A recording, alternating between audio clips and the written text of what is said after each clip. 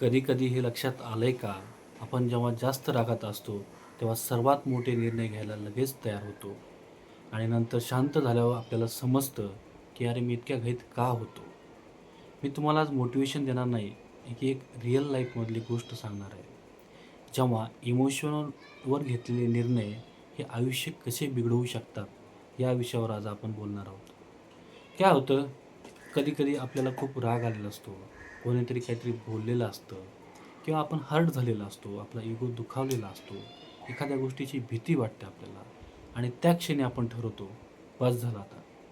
मी आता ॲक्शन घेणार. मला नाही सहन करायचं आणखी आणि आपण इमोशनमध्ये निर्णय घेऊन टाकतो.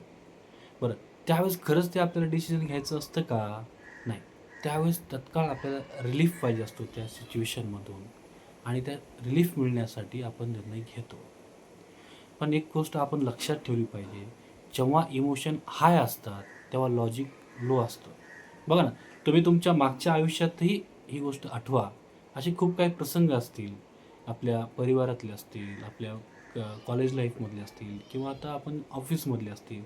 भरपूर निर्णय हे आपण इमोशनवर घेतलेले असतात आणि नंतर आपल्याला असं वाटतं, यार मी थोडं थांबायला पाहिजे होतं. थोडा विचार करायला पाहिजे होता.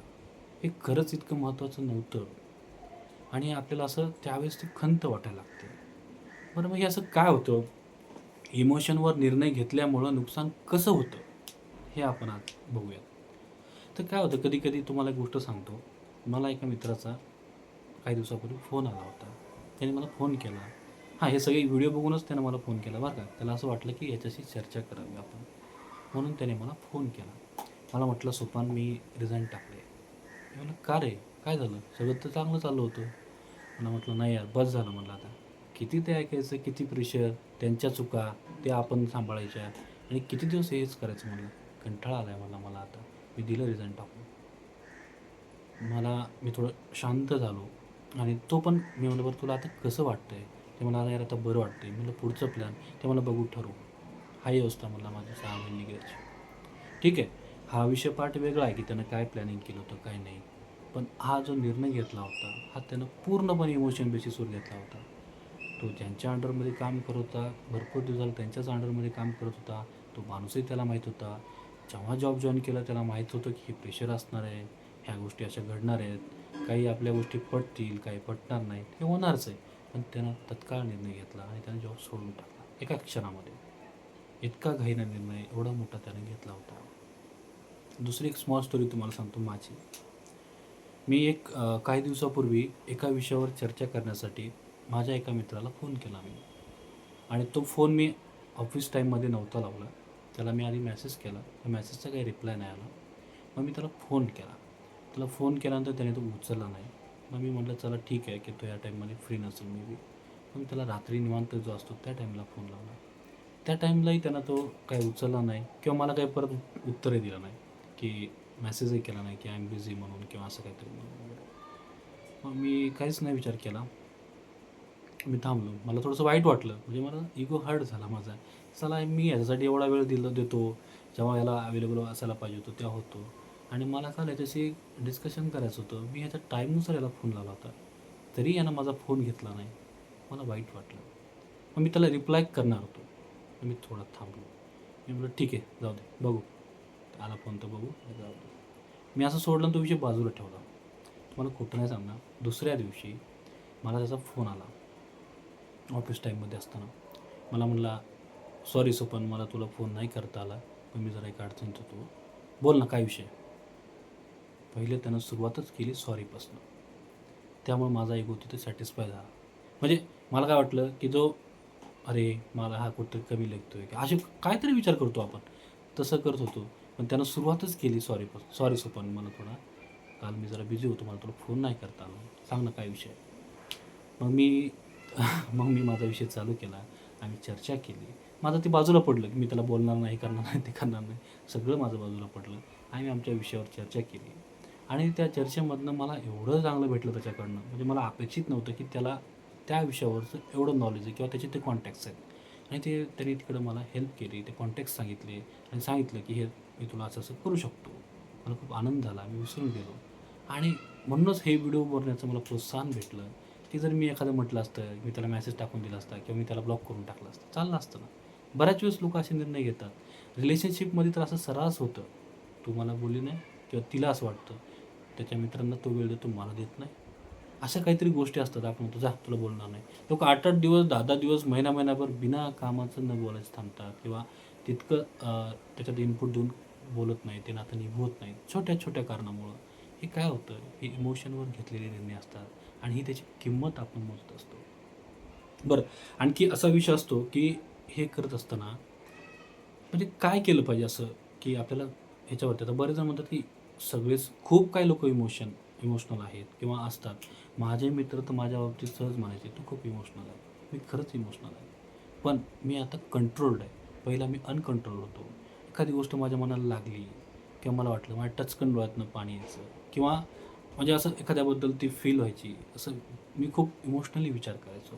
माझ्या बिझनेसमध्ये मी खूप इमोशनल विचार करायचो आणि त्याचा मला खूप मोठा नुकसान झालं त्याचं. मला खूप मोठा त्याचा सहन करायला लागलं मला बऱ्याच गोष्टी, ज्या की गरज नव्हती. आणि इमोशनल असणं म्हणजे वाईट नाही आहे. इमोशनल असणं म्हणजे ते तुम्ही ह्युमन आहात ह्याचं ते एक उदाहरण आहे म्हणा किंवा त्याचं ते एक स्वरूप आहे. मग फक्त आपण कंट्रोल असावं. इमोशन्सवर आपला कोणी फायदा घेऊ नये. दुसऱ्यांना बी फायदा घेऊ नये, आपल्याला बी त्याचं उद्या नुकसान होऊ नये, की अरे मी हे इमोशनल निर्णय नाही घ्यायला पाहिजे होता. मग काय केलं पाहिजे? ह्याच्यामध्ये ना सगळ्यात महत्त्वाची एक गोष्ट असते ना, एक पॉज. आता बरेच जण म्हणतात, "अरे त्याला निर्णय तात्काळ घ्यायला हवा होता." त्याला नाही घेतला. कधी-कधी निर्णय तात्काळ घ्यायचेच नसतात. एक पॉज घ्यायचा असतो. थोडंसं थांबायचं असतं. त्याने काय होतं, पॉज घेणं म्हणजे पळणं आहे का? नाही. पॉज घेणं म्हणजे कंट्रोल आहे. हां. काय होतं, समजा मला एक मोठा निर्णय घ्यायचा आहे किंवा काही पण घ्यायचं आहे. जसं रिझाइन टाकायचं आहे किंवा एखाद्या नात्यात मला पुढे जायचं आहे किंवा मला ते नात्यातनं दूर जायचं आहे. असं काही पण असू शकतं. मग त्यावेळेस काय करायचं, एक 24 तासाचा ब्रेक स्वतःला द्यायचा. जास्त नाही, 24 तास स्वतःला द्या. थांबा थोडा वेळ. सांगा स्वतःच्या मनाला, की मी हा निर्णय घेणार आहे, पण मला थोडा वेळ पाहिजे. थोडा वेळ विचार करायचा याच्यावरती. कारण जेव्हा मी म्हटलं, जेव्हा इमोशन हाय असतात, तेव्हा लॉजिक लो असतं आणि जेव्हा फक्त इमोशन निर्णय घेतात, तेव्हा ते निर्णय हे चुकीचे घडतातच. त्याची किंमत आपल्याला मोजावीच लागते. मग 24 तास थांबल्यामुळे काय होतं, आपण सर्वात मोठं म्हणजे एक कागदावर जो काही आपलं सिच्युएशन आहे, ते लिहून काढायची.